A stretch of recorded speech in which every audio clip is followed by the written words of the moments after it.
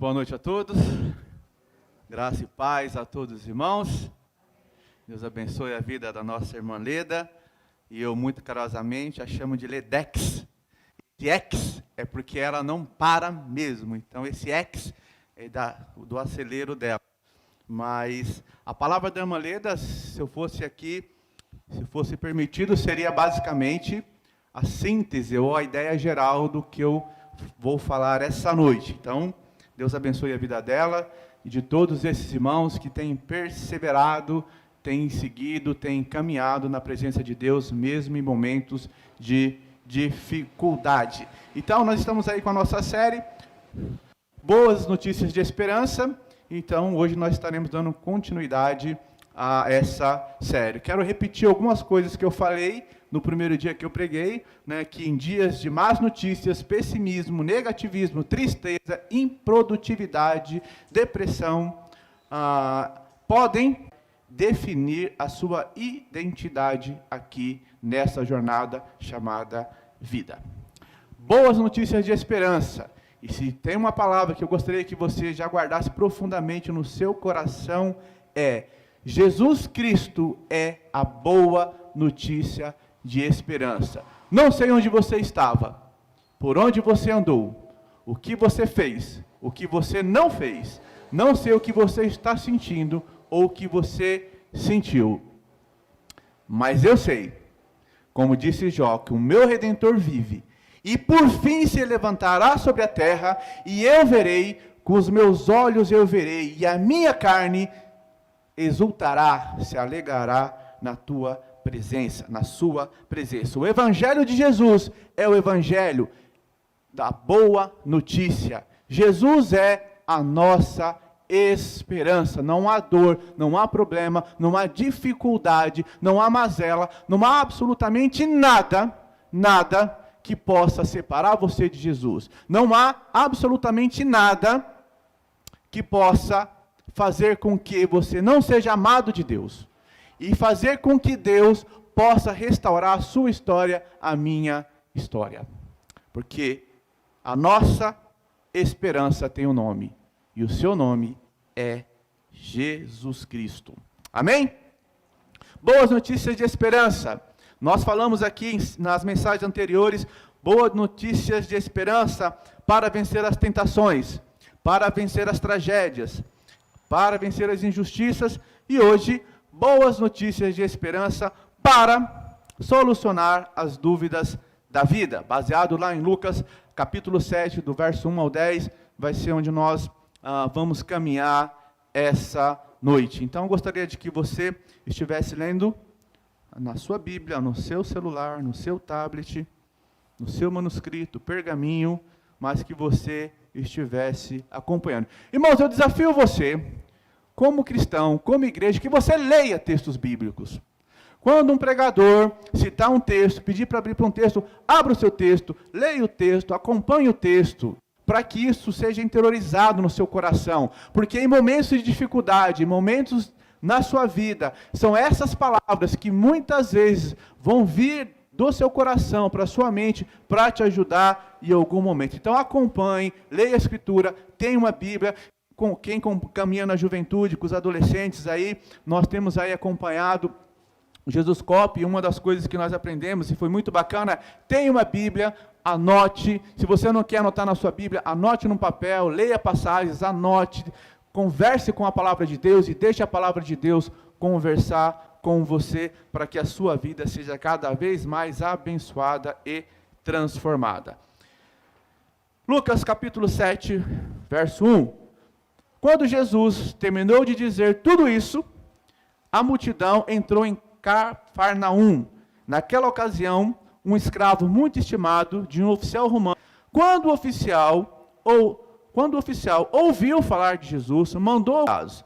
Só preciso dizer, vamos, amém.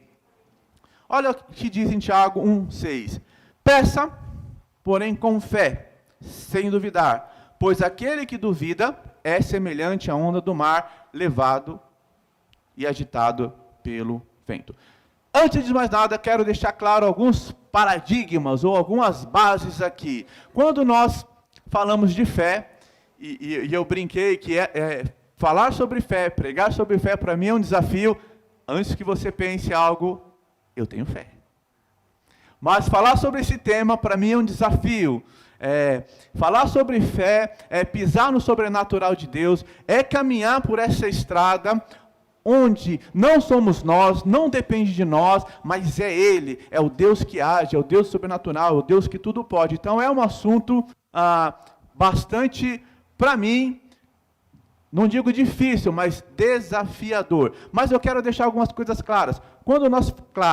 Quando nós falamos de fé, eu quero que você tenha bem claro, fé não é uma fé exacerbada, não é uma fé ignorante, não é uma fé sem razão, não é uma fé mágica, aqui não é mágica, eu simplesmente peço e Deus faz porque eu quero, simplesmente assim, não funciona assim. A nossa fé, ela tem um sentido objetivo, a nossa fé, ela tem um alvo, porque uma fé sem alvo, uma fé sem um alvo correto, é uma fé que não gera resultado. A nossa fé é em Deus, a nossa fé é em Jesus, a nossa fé é naquele que pode todas as coisas, é no Senhor Todo-Poderoso. Então, toda a fala durante essa noite é essa base. A nossa fé é em Deus, é em Jesus, é naquele que pode todas as coisas, segundo a sua vontade, segundo o seu querer.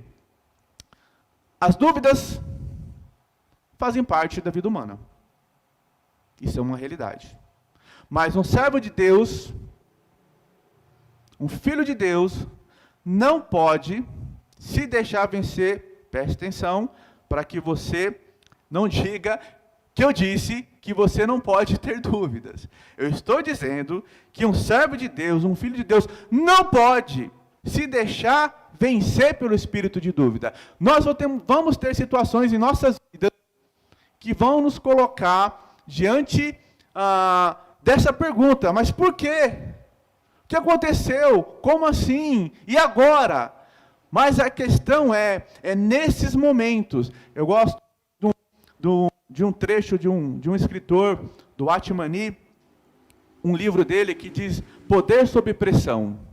E é muito interessante a linha que ele aborda, que ele vai dizer o seguinte, que o cristão é aquele que quanto mais pressão, quanto mais dificuldade, quanto mais os momentos são difíceis, ele vai tirar de dentro dele aquilo que ele tem de melhor. É uma pergunta quase que eu não precisava fazer, mas o que é que você tem de melhor na sua vida? Jesus. Então, por isso que o servo de Deus, o filho de Deus, o cristão, ele não pode ser vencido. Ele pode passar por momentos que tenha dificuldade, que tenha uma dúvida, que tenha uma dor, que haja ali uma situação que ele fica sem entender, mas ele não pode, não deve ser vencido pela dúvida. Por quê? Porque nós somos filhos de Deus. E o nosso Deus, o nosso Senhor Jesus Cristo, Ele nos fez uma promessa que estaria comigo e com você até o fim. Então creia e lembre-se, nossa fé é em Deus. Eu gosto muito de uma música do Sérgio Lopes, claro que eu não vou cantar, mas tem um trecho que ela diz assim, o nome da música é Fé, que a fé, ela tem os seus jeitos. A fé, ela se revela aquele que lutar até o momento da fé chegar. O que é isso? Essa fé, ela vai se revelar aquele que permanece, aquele que continua, aquele que luta. E essa fé, ela se revela, porque essa fé é uma fé em Deus. O nosso Deus não é um Deus de dúvida, mas um Deus de fé. Lá em Romanos, capítulo 4, verso 20, Paulo dá um testemunho de Abraão, dizendo assim, não duvidou, nem foi incrédulo em relação à promessa de Deus, mas foi fortalecido em sua fé e deu glória a Deus. A dúvida é uma fraqueza. A dúvida pode gerar em nós uma fraqueza. A dúvida pode corroer a nossa alma. Que dúvida é essa? Dúvida de quem nós somos, de quem Deus é. Irmão, você precisa sair com isso aqui muito estabelecido no seu coração e na sua mente. Não pode haver dúvida em quem Deus é e quem você é. Quem você é? Você é filho e filha de Deus. Não pode haver dúvida com relação a isso. Você pode ter dúvida de uma série de coisas. Você pode ter dúvida da roupa que você vai vestir, da comida que você vai comer, do carro que você vai comprar, de onde você vai morar, do emprego que você vai receber. Você pode ter dúvida de um monte de coisa, mas você não pode ter dúvida disso, de quem é você. Você é filho de Deus, e de quem é Deus, que Ele é o seu Pai. Será que devo me conformar com a doença? Será que devo buscar ajuda espiritual? Será mesmo que Jesus quer me curar? Será que Ele pode curar mesmo? São essas dúvidas que muitas vezes chegam ao coração de muitas pessoas. Agora, irmãos, eu li algo que me deixou ouvir em um vídeo do Jonathan Emmer, algo que me deixou muito triste. Todo mundo sabe que a mãe dele está ali internado em uma situação muito, muito difícil, e ele vai recebendo várias palavras, várias mensagens, e uma alma mandou para ele ali que ele não, vou parafrasear, que ele não deveria forçar, ele não deveria insistir, ele deveria parar de forçar a barra com Deus. Que ele não deveria mais ficar insistindo com Deus para salvar a mãe dele. Irmão, eu não sei como Deus vai fazer na sua vida. Eu não sei em que momento Deus vai curar a doença, a ferida emocional, a ferida espiritual. Eu não sei como Deus, quando Deus, de que forma Deus irá atuar na sua vida. Mas o que eu sei, e o que meu Deus, o nosso Deus, fala claramente ao meu coração, que a minha função é orar, é crer, é ter fé, até que Ele dê a resposta final, a qual eu não sei. Então, o que nós fazemos em situações de dor, de dificuldade, de enfermidade, que há uma situação que nos aflige? Nós oramos e nós cremos e nós atuamos com a nossa fé até o momento em que Deus tomar uma decisão, e for clara para mim e para você. Enquanto a vida você ora, e quando há uma oportunidade você segue. Mas irmão, o fulano foi desenganado pelo médico. Acredito, o médico está lá para exercer a medicina, o conhecimento. Sim.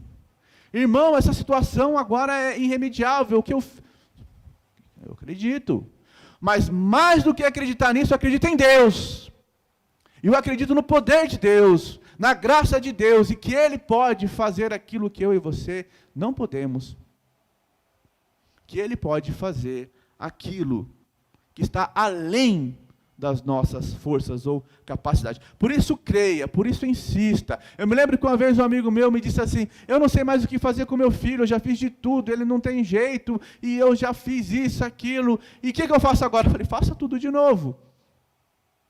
Continue amando, continue ensinando, continue crendo, continue buscando.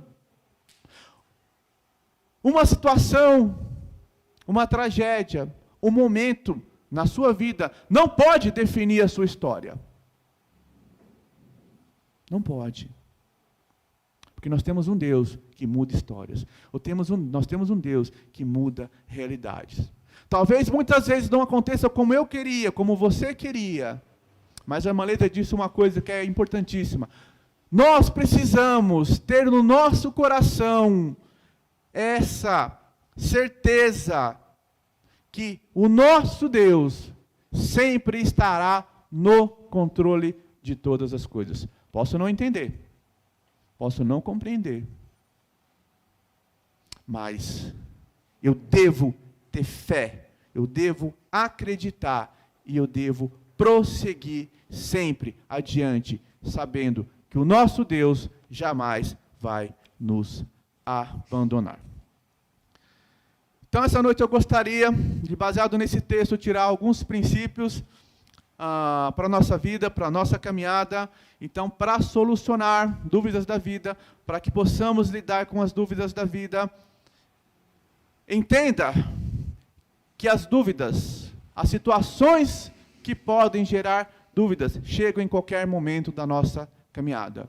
Lá no versículo 1, o texto diz, tendo terminado de dizer isto ao povo, Jesus entrou em Cafarnaum. Aqui a dúvida, obviamente, não é com Jesus, nós estamos falando que quando ele entra ali, naquela situação, vem ao encontro dele alguém trazendo uma situação de alguém que está enfermo, de alguém que está passando por uma situação muito difícil, mas o que eu quero destacar aqui para você, que no dia a dia, na nossa realidade de vida, na nossa realidade objetiva, nós vamos nos deparar com uma realidade que vai exigir de mim e de você uma atitude. E que a nossa atitude não pode ser uma atitude de dúvida, mas uma atitude de fé.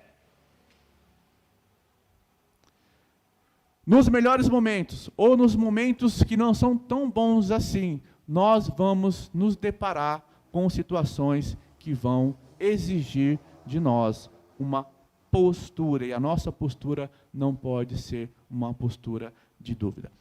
Irmãos,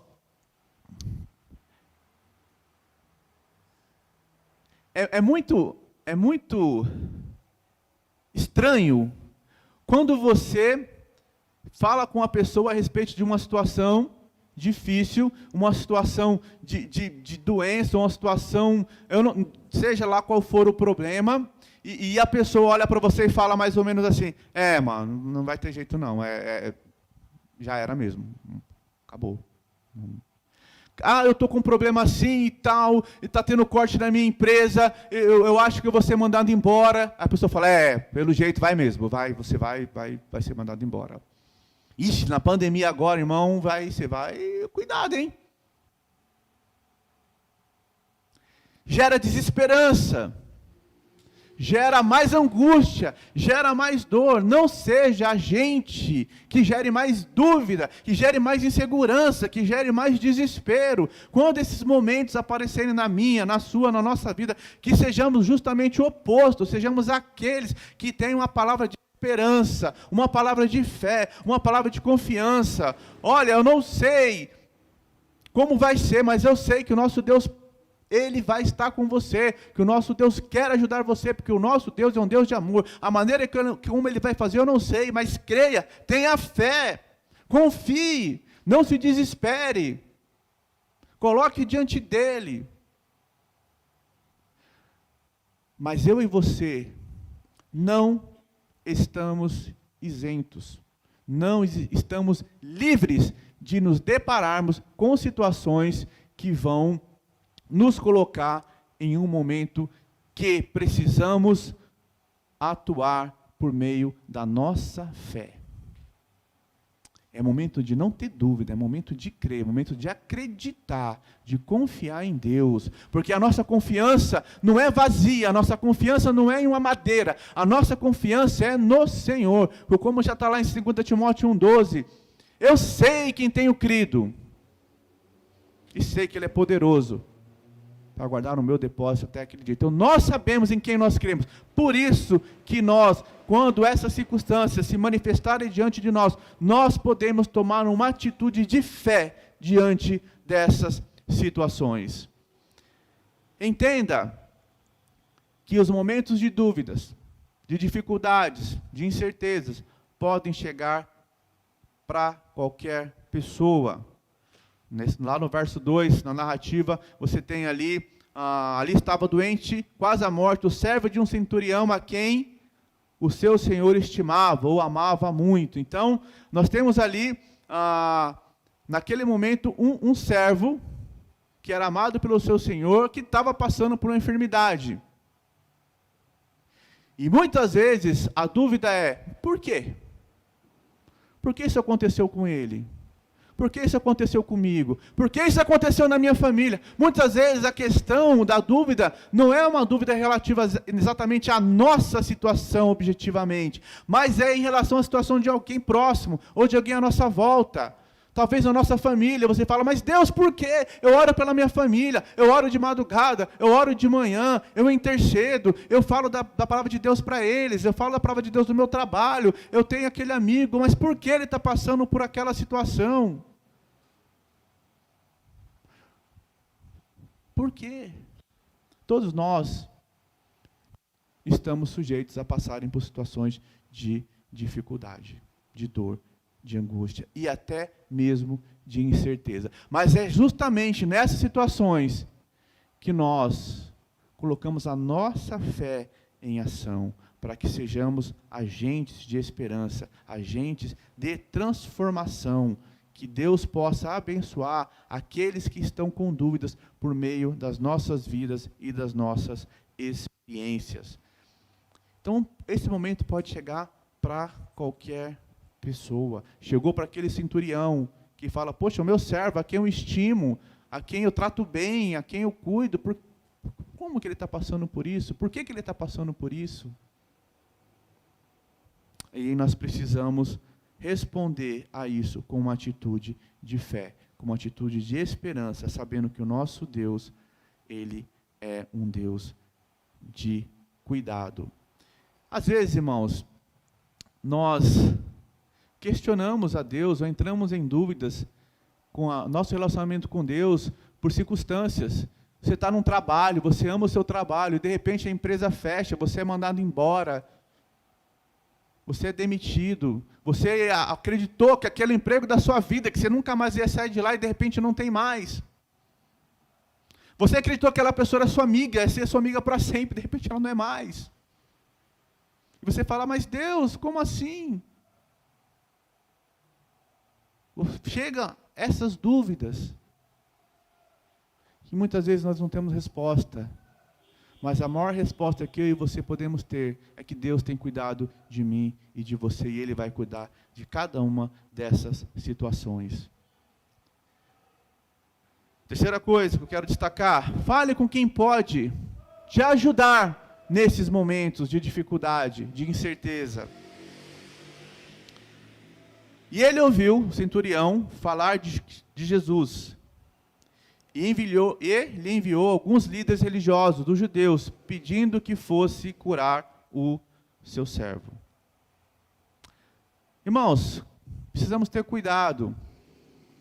Antes que eu siga aqui, eu não estou dizendo aquela linha que algumas pessoas têm, beirando o medo do olho gordo, né? Olha, não conta para ninguém que você vai mudar de emprego, porque de repente essa pessoa vai gorar o seu emprego. Olha, não conta para a pessoa que você está investindo em tal negócio, né? Eu já vi alguns irmãos, me perdoem, alguns irmãos dizendo isso. Olha, guarda para você em secreto, irmão, não compartilha com ninguém não, porque vai que o inimigo escuta. Não comenta no seu serviço não, que senão de repente pode dar errado. Irmão, não fica contando para todo mundo não, porque vai que alguém vai secar o seu negócio e vai dar errado e tal. A pessoa não cristã, que tem suas crendices, eu até entendo. Mas o que me deixa espantado é quando eu vejo um cristão com medo disso. Se Deus te prometeu, se Deus disse que vai fazer, se a bênção está vindo de Deus sobre a sua vida, irmão, não há absolutamente nada que vá impedir. Não há demônio, não há inferno, não há potestade que vá impedir Deus de fazer aquilo que Ele quer fazer na sua vida, a bênção que Ele quer fazer na sua vida, a promoção, o filho, e não sei. Quem pode impedir a mão do Senhor de agir? Ninguém. Em nome de Jesus, irmão, não vale horóscopo não, pelo amor de Deus. Não faz isso não. Tu é gente. Quer ler alguma coisa? Vai ler a Bíblia, que aqui tem palavra de salvação, palavra de restauração, palavra de conforto, não é horóscopo que vai resolver a sua vida não. Mas irmão, a questão aqui é, nós precisamos conversar com as pessoas certas a respeito de nossas dúvidas, de nossos temores, de nossas dificuldades. E a primeira pessoa que você deve procurar é Deus. É o Senhor, é para Ele que você deve compartilhar os seus temores, suas dúvidas, suas tristezas, suas dificuldades. É com Ele, é na oração, é na súplica, que você entra na presença dEle, você fala com Ele, você coloca dEle. Irmão, deixa eu te falar uma coisa que você já deve saber. Não pense que Deus vai se espantar quando você chegar para orar para Ele e falar assim: ai, Senhor, eu estou com uma dúvida, eu estou com medo. Deus não vai fazer assim: gente, está com medo, está com dúvida esse meu filho. Ai, agora? Deus é o que te conhece, Deus é o que nos conhece, isso faz parte da realidade humana, mas é justamente nesse conversar, é no medo, é na dúvida, é na angústia, que você fala com Ele, você coloca diante dEle, Ele já vai acalmando o seu coração, o Espírito Santo já vai trabalhando na tua alma, para te aquietar, para te dar paz, para te dar direção, e levantar pessoas de Deus para te ajudar. Levantar pessoas de fé. Falei alguns dias atrás. Procure se relacionar com pessoas que amam a Deus. Procure se relacionar com pessoas de fé. Pessoas que creem em Deus. Pessoas que amam a Deus. Sabe? Não é como eu falei bem no comecinho. Não é uma fé exacerbada. Uma fé ignorante. Mas procure andar com pessoas que amam a Deus. Pessoas que falam assim: vamos junto. Vamos orar junto. Vamos acreditar juntos. Vamos seguir juntos. Estou com você, vou orar com você. Vamos acreditar, está difícil, está humanamente impossível, mas nós temos um Deus do impossível. Nós temos um Deus que pode. Então vamos orar. Não ande com pessoas sem fé, pessimistas, negativas. Ou como eu gosto de usar, o crente chato. Crente nominal, que não tem relação com Deus, que não tem vida com Deus, mas busca aproximar de pessoas que vão ser pessoas de fé. Então procure a Deus, fale dos seus medos, dos seus temores, primeiramente com Deus e depois com pessoas de fé, pessoas que amam a Deus e que Deus tem colocado na sua vida. Muitas vezes eu e você não enxergamos, por causa da nossa dor, da nossa teimosia, da nossa rebeldia.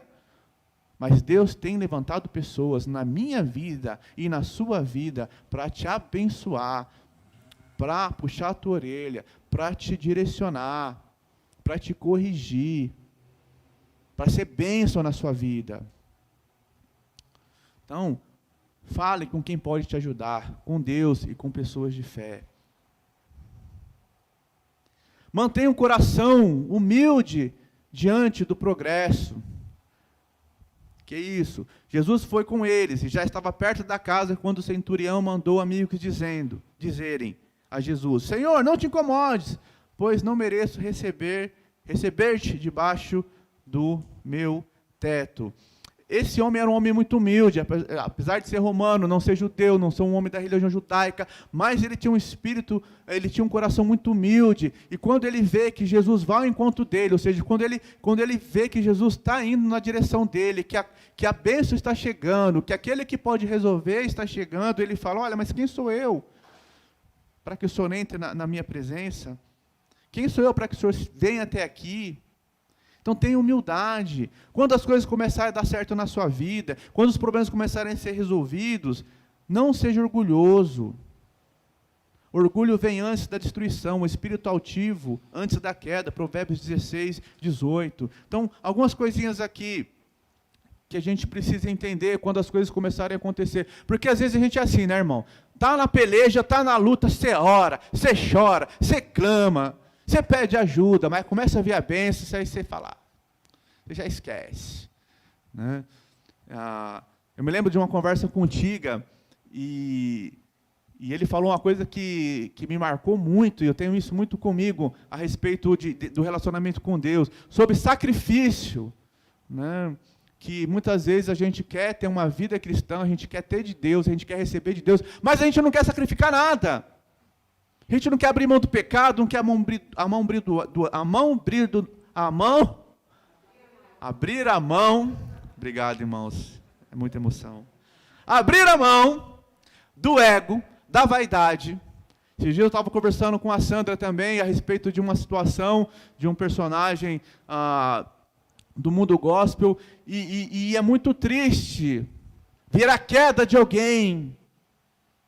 Irmão, não é legal, não é divertido ver alguém cair porque foi soberbo, porque foi arrogante. Deus foi abençoando, Deus foi restaurando a vida da pessoa, e de repente a pessoa se perde, de repente a pessoa deixa a humildade de lado. Não é legal. A gente não fica falando, bem feito, orgulhoso, não é triste, é digno de oração.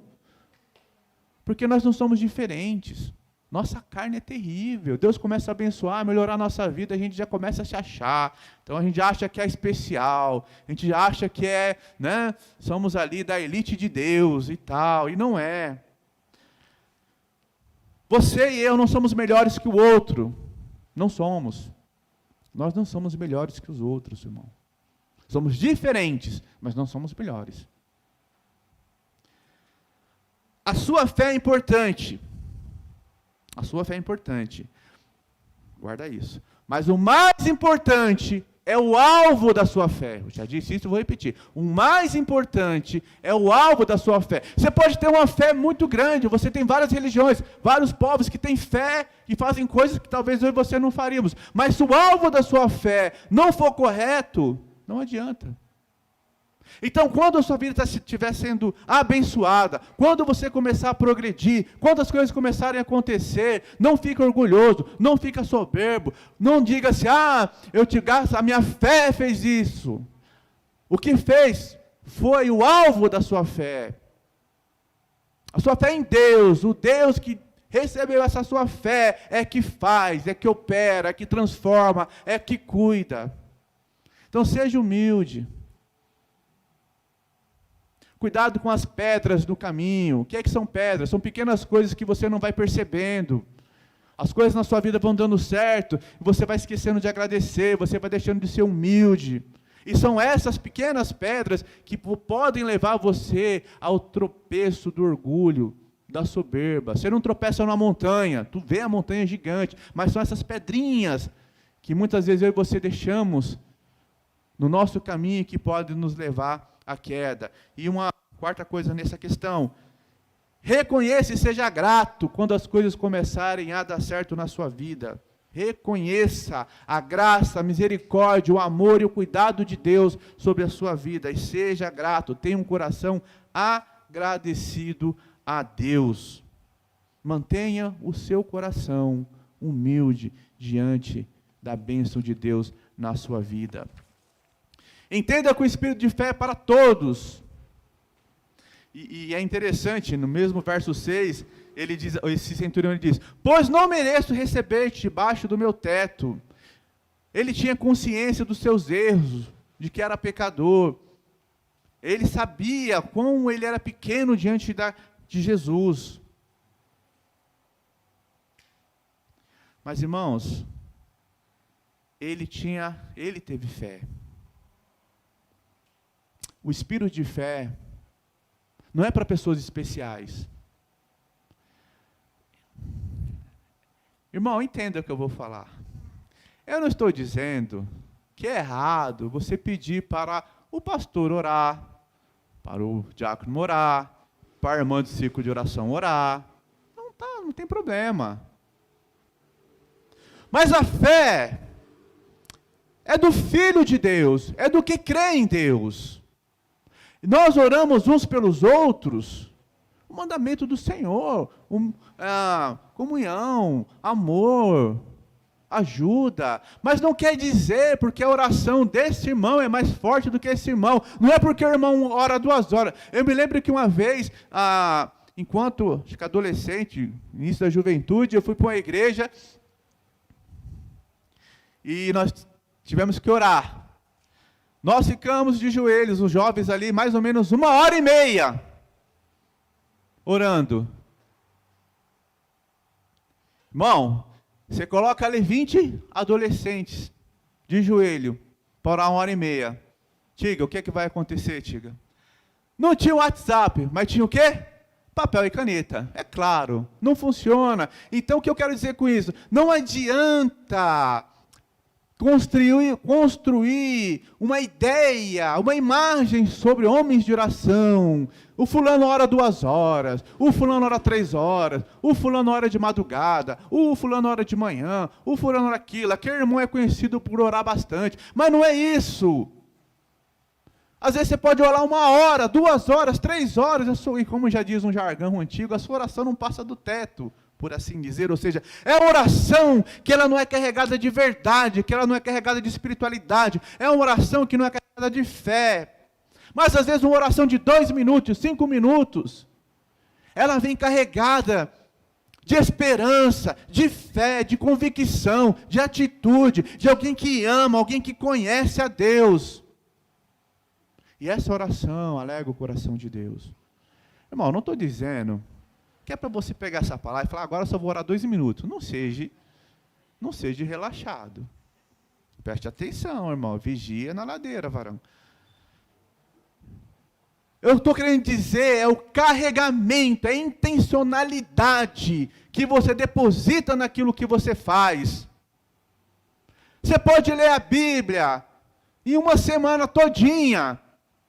Irmãos, eu li a Bíblia todinha em 1 semana, mas se você não vive, se você não tem vida, se você não gera vida, não adianta. Você pode ler 50 livros por ano, 100. Esses dias alguém me perguntou, irmão, quantos livros você já leu esse ano? Eu falei, acho que eu li uns 20 e tantos. Aí quando eu falo isso, as pessoas falam assim, gente, mas irmão, deixa eu explicar para você, eu posso ler 20, 30, 50 livros, 100 livros. Mas isso não faz de mim um homem de fé, necessariamente. Não faz. Me faz conhecedor, que é mais do que obrigação, como pastor, como líder, enfim. E você como cristão. Mas o que eu preciso, e Deus me deu, é um espírito de fé, porque a palavra de Deus nos diz que o próprio Espírito de Deus habita em nós. O Espírito Santo testifica com o meu espírito que nós somos filhos de Deus. Então, o espírito de fé é para todos, não é só para alguns privilegiados, não é só para quem está envolvido com a liderança da igreja, não é só para quem trabalha na igreja. Ai, você viu aquele irmão tem muita fé. Por quê? O irmão trabalha na recepção, no berçário, ele trabalha no ministério infantil, ele trabalha nos jovens, ele trabalha no ANSI, ele trabalha na projeção, ele trabalha na DM da igreja, ele trabalha no louvor. Esse irmão tem muita fé. Não. Eu não tenho fé, ele é meio desequilibrado, não entendeu muito bem. Porque não é o muito fazer, é a fé com que você faz. Tem gente, falei que ia ser rápido, tem gente que com boa noite, uma paz, abençoa muito mais do que gente fazendo um monte de coisa na igreja. Tem gente que com boa noite, uma paz do Senhor, abençoa a sua vida, a nossa vida, muito mais do que muita gente fazendo um monte de coisa na igreja. Porque é uma pessoa de fé, é uma pessoa de Deus. Tem gente que não recebe porque se acha muito especial, se acha muito acima da média, é super crente. Eu me lembro que uma vez na casa de um amigo, ele foi muito curioso, era jovem, e aí ele tinha ido para um monte orar, já falei isso em outra oportunidade, e eu cheguei lá, a gente tinha combinado, e aí eu falei isso para a mãe dele, oi, tudo bem? Eu vim ver o fulano. Ela falou assim, olha, ele veio do monte. Eu falei, eu não entendi nada, eu falei, mas beleza, a gente, né, vamos jogar bola, hein? Pecador, a gente ia jogar bola. Não, mas ele veio do monte, ele não pode ir agora e tal, né? Eu falei, tá bom então, né? Antes que você jogue o banco em mim, eu não estou dizendo que não é importante, ou que não é bom, ou que não vale a pena ir no monte. E aí a medida de fé de cada um busca da forma que isso vai fazer com que a sua fé... E tem gente que vai no monte, é bênção de Deus. Já conheci pessoas de Deus que vão para o monte mesmo. E pessoas que oram, não vão para o monte para ficar vendo coisa que não existe. Mas vai para o monte, põe seu joelho no chão, intercede por pessoas. E Deus move situações por amor àquela pessoa. Porque foi uma pessoa de fé. Tem gente assim. Tem gente que procura tempo, se afasta para orar por outras pessoas que você nem sabe, que eu nem sei. Tem pessoas que oram por mim, tem pessoas que oram por você que a gente nem sabe. São pessoas de fé. Mas muitas vezes tem gente que não recebe porque se acha muito especial, que se acha muito acima da média, e acaba não experimentando de Deus, não acaba recebendo de Deus aquilo que poderia, porque já se acham muito acima, já se acham muito crentes, já se acham muito completas. Mas uma coisa, creia no poder da palavra de Jesus. Creia no poder da palavra de Jesus. Por isso, nem me considerei digno de ir ao teu encontro. Mas, dize uma palavra, e o meu servo será curado. Você entende isso aqui, irmão? Creia na palavra de Jesus. Tem gente buscando palavra de profeta, tem gente indo buscar palavra de igreja A, de igreja B, de igreja C, tem gente procurando um monte de coisa, um monte de lugar, tem gente que vai lá e pega sal, tem gente que vai lá e compra bengala, tem gente que vai lá e compra óleo, tem gente que recebe óleo, traz óleo de Israel, acho que não tem mais nem óleo, nem areia em Israel, não é possível, porque é tanto óleo, é tanta areia, é tanto sal, é tanta pedra. E esse homem diz assim: com uma palavra tua, o meu servo será curado, porque não existe nada mais poderoso do que a palavra do Senhor, porque a Bíblia fala que Ele fez o mundo pelo poder da sua palavra. Nós não precisamos, irmãos, como é que eu vou colocar isso? De bengalas da fé. Nós precisamos de fé, fé em Deus. Não precisamos crer, precisamos ter a atitude desse centurião, com a palavra sua. Senhor, a minha vida está difícil, está complicada, mas eu sei que com uma palavra sua, quando ela vai vir eu não sei, de que forma ela vai vir eu não sei, mas eu sei que basta uma palavra sua, e a minha situação vai mudar, a nossa situação vai mudar. Lembre-se, vença a sua dúvida, basta uma palavra do Senhor sobre a sua vida. Mas irmão, onde é que eu vou buscar essa palavra? Irmãos, é um mistério, tem 7 passos. Onde eu vou buscar essa palavra, irmão? Essa palavra profética poderosa. Está bem longe de você, está muito distante de você. Mas, irmão, eu leio a Bíblia, mas eu leio e leio e não entendo. Irmão, ore com fé. Rogue ao Espírito Santo. Não entendeu? Ore para Deus te esclarecer. Está com dificuldade? Procura ajuda. Procure um líder, um mentor, um irmão, um pastor, uma outra ovelha que possa te ajudar em oração, e ensino, e entendimento, para que você receba essa palavra com poder e autoridade sobre a sua vida, para que a sua vida seja uma vida transformada e não haja dúvidas de quem você é e de quem Deus é sobre a sua vida. Viva os princípios do céu na terra. Verso 8: pois eu também sou homem sujeito à autoridade, e com soldados sobre o meu comando. Digo a um, vá, e ele vai. E digo a outro, venha, e ele vem. Digo ao meu servo, faça, e ele faz. Tem muita gente que não entende sobre princípios. Princípio de autoridade, princípio de honra. Você respeita a autoridade de Deus sobre a sua vida? Você respeita a autoridade da palavra sobre a sua vida? Eu respeito a autoridade de Deus sobre a minha vida? Eu respeito a autoridade da palavra sobre a minha vida? Irmãos, eu me lembro que em algum momento isso foi muito importante na minha vida, foi a palavra obedecer. obedecer. É difícil. Eu sou daquela ovelha mais difícil. Aquela ovelha que o pastor de vez em quando tem que dar umas pauladas na perna dela para ela ficar ali do lado. Mas, irmãos, o que eu quero que você entenda aqui. Viva os princípios do céu na terra. Esse homem está falando sobre autoridade. Ele está dizendo que é o seguinte, ele tem autoridade. E olha que interessante, esse homem está falando para Jesus, que é o Senhor da autoridade. Ele está dizendo, olha, eu tenho homens que eu mando e eles fazem, porque eu tenho autoridade sobre eles. Então, o Senhor tem autoridade. Mas tem gente que quer ser abençoada, tem gente que quer ter a vida transformada, tem gente que quer receber de Deus, mas não submete, não aprende a obedecer. Antes que você jogue uma cadeira em mim, no nosso caso aqui, banco, que eu acho que você não vai conseguir, porque é pesado. Eu não estou falando para você obedecer homens, porque a gente tem muito isso, né? Eu não obedeço homens, eu obedeço a Deus. Bacana. Concordo. Eu não obedeço a palavra de homens, eu só obedeço a palavra de Deus.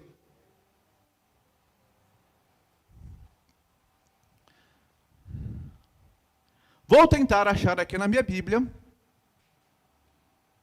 um texto que Deus está usando, que não está usando homens, mulheres, pessoas para exercer autoridade sobre a vida de outras pessoas.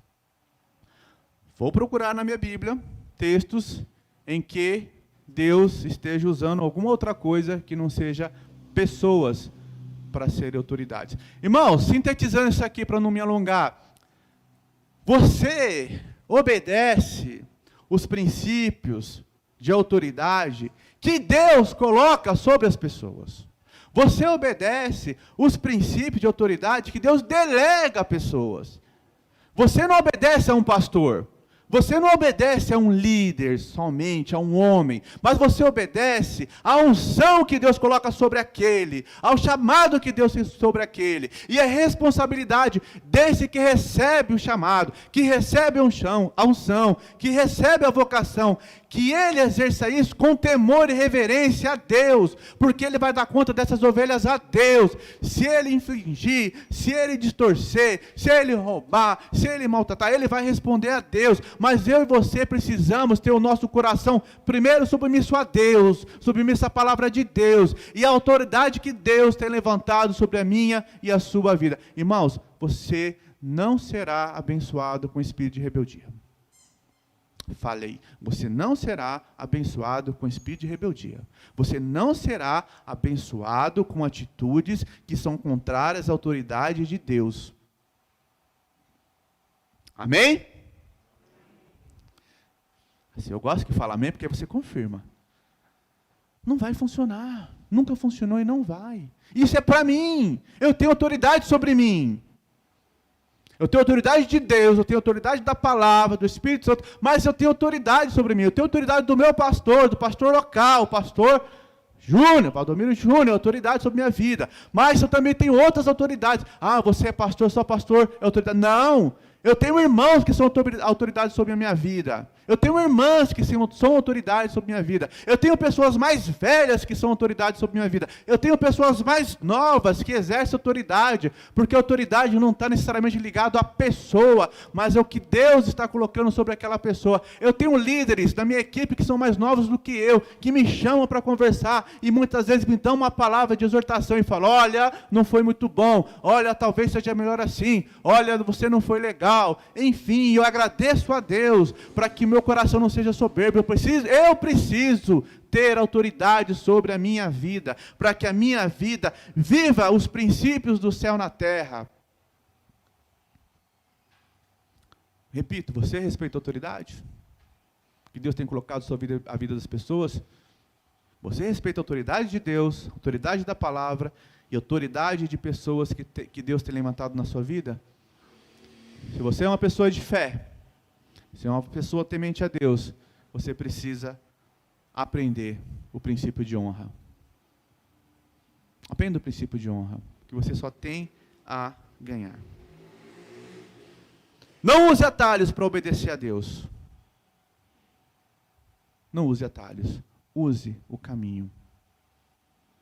Pastor, qual é o caminho? Disse Jesus: eu sou o caminho, a verdade e a vida. Quer conhecer o caminho para obedecer a Deus? Jesus. E, chegando ao fim, confie que Jesus honrará sua fidelidade. Ao ouvir isto, Jesus se admirou dele e, voltando-se para a multidão que o seguia, lhe disse: eu lhes digo que nem em Israel encontrei tamanha fé. Olha só que interessante, né? É um romano, não é da religião, mas ele demonstrou uma fé que foi registrada lá atrás e até hoje nós lemos a respeito dessa atitude de fé desse homem. Irmãos, aqui está registrado na palavra de Deus para não servir como ensinamento. Mas muitas vezes, coisas que você faz, coisas que você tem feito, talvez você não tenha sido honrado, talvez ninguém veio te agradecer, talvez ninguém te elogiou. Eu não estou dizendo que não é bom ser reconhecido, ser elogiado, isso faz parte, é bacana, desde que nosso coração seja humilde para entender. Mas, irmãos, a maior honra que você pode ter pelo seu trabalho, pelo que você faz, é a honra que vem de Deus, porque Ele é o que te conhece, Ele que sabe o intento do teu coração. Às vezes a gente pode ficar até chateado porque uma pessoa foi honrada, porque a pessoa fez alguma coisa e foi reconhecida e você não foi, esqueceram de você. Eu sempre digo que é o maior risco quando você vem agradecer por alguma coisa, aí você de repente esquece o nome de alguém, a pessoa fica triste, aí vira aquele negócio complicado, aí tem que ir lá falar com o irmão que ficou triste e tal e tal. Mas, irmãos, que o Senhor te honre, que o Senhor reconheça o teu trabalho, e você vai ouvir naquele dia: vinde a mim, bendito do meu Pai. Não tem honra maior do que essa, do que você ser chamado de bendito do meu Pai. Essa é a maior honra que você pode fazer, e isso deveria ser o maior motivo para nós fazermos o que fazemos. Não é ser reconhecido por mim, pelo pastor, pelo líder, pelo irmão, pela igreja. Mas o maior reconhecimento é saber que você, como filho, como servo de Deus, você se propôs a fazer o chamado que Deus tem para você, a vocação que Deus tem para você. E eu pego o gancho nessa palavra, eu vou repetir algo que eu já venho dizendo há vários cultos. Você que tem um chamado, você que sabe que tem uma missão de Deus para a sua vida, você que sabe que Deus está te separando para um trabalho, você que sabe que Deus já falou com você ao teu coração, e que você muitas vezes está fora, está longe, não está fazendo, não está vivendo. Deus diz para você: eu te chamei, e eu quero que você volte, eu quero que você venha, eu quero que você faça, porque eu que reconheço, é eu que vou te abençoar, e sou eu que vou te honrar. Não viva afastado, não viva fora daquilo que Deus tem chamado para você fazer. E você sabe, e eu sei. Eu sei do meu chamado, do meu trabalho, do que Deus tem me chamado. E você precisa saber, precisa se lembrar que Deus tem te chamado. Deus tem te chamado nesse tempo para que você volte, para que você faça aquilo que Ele tem colocado para você fazer. Entende isso, irmão? Esse é o tempo que Deus está te chamando. Esse é o tempo que Deus está te convocando para que você volte, para que você tenha fé, para que você tenha atitude.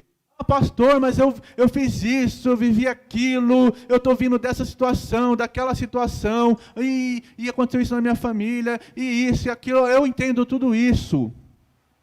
Posso até não ajudar, não resolver. Mas eu me lembro aqui e trago à memória as palavras do pastor Bruno, em uma das suas pregações, que ele cita uma carta, e ele diz assim: eu não sei por onde você andou, ou o que você fez, ou quem você se tornou, mas volta para a casa do Pai, volta para a presença do Pai, volta para o relacionamento com o Pai, volta para a comunhão com o corpo, volta para a comunhão com a igreja e venha ser uma pessoa que vai ser honrada por Deus, porque Ele, no final, é quem vai te honrar sempre. E por último, verso 10, creia que a sua vitória chegará. Creia, tenha fé, não tenha dúvida. Quando, repito, quando, como, por qual meio, não sei, mas eu sei que o Senhor está cuidando de você. No verso 10, então os homens que haviam sido enviados voltaram para casa e encontraram o servo restabelecido. Tenha fé, tenha convicção, oração. Não duvide de Deus. Você pode ter dúvida de muita coisa, mas você não pode ter dúvida de Deus, do amor de Deus. Você não pode ter dúvida da sua paternidade. O que eu quero dizer com paternidade? Você é filho de Deus. Ele lhe fez filho. Com grande amor nos concedeu o Pai que fôssemos feitos filhos de Deus. Você é filho, a sua vitória vai chegar no momento certo, na hora certa de Deus, do plano de Deus, para você ela vai chegar. Do jeito que o Senhor quer, da forma que o Senhor quer, para te reestruturar, para te restaurar, para te ensinar, para te moldar. Porque às vezes a gente acha que a vitória ela só vem com confete, com flores, mas às vezes a vitória que eu preciso é, sabe do quê? Transformação, processo, quebra. Muitas vezes o que o cristiano precisa é ser humilhado, para que eu entenda que toda a minha dependência vem dele, e a maior vitória que eu pude ter naquele momento é de fato ser humilhado, ser quebrado, para ser transformado naquilo que Deus quer que eu seja. Então, irmão, cuidado, não se desespere no processo, não se desespere quando você estiver passando por um momento que está te gerando dor. Confie em Deus, confia no Senhor, que Ele vai trazer a vitória, e aquele processo já pode ser a sua vitória. Por isso, tenha fé, não desanime, siga em frente, e lembre-se, Ele estará com você. Salmo 121, 3, e Ele não permitirá que você tropece, o seu protetor se manterá alerta. Qual é a sua dúvida essa noite? O que é que tem colocado a sua fé em prova? O que tem colocado a sua fé em prova? O que tem mexido com o seu coração? O que tem te afastado? O que tem que ter gerado medo em você? Insegurança? Quais são as dores que estão te deixando longe? Ou eles não estão permitindo que você tenha acesso a essa fé, a essa relação com Deus? Por que você está carregando isso até agora? Por que você está vivendo nisso até agora? Por que você e eu não damos um passo hoje de fé no sobrenatural de Deus, no poder de Deus, no poder da mudança, da transformação, da restauração, do perdão? Lembre-se, Jesus prometeu que estaria comigo e com você até o fim. Não desista, não desanime.